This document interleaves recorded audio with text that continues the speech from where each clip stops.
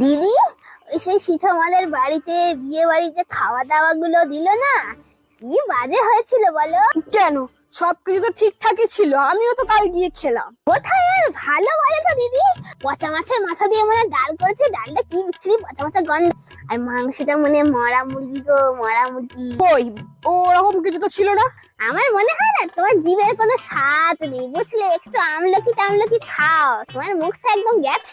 দেখ, বেকার ফালতু বকিস না, সব রান্নাই ভালো হয়েছে।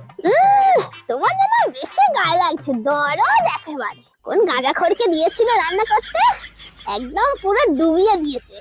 ও, তার মানে আমার বর গাঁজাখোর। ওটা আমার বরের ক্যাটারার।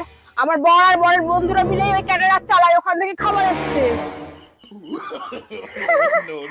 ও, ওটা ওটা তোমার বরের ক্যাটারার।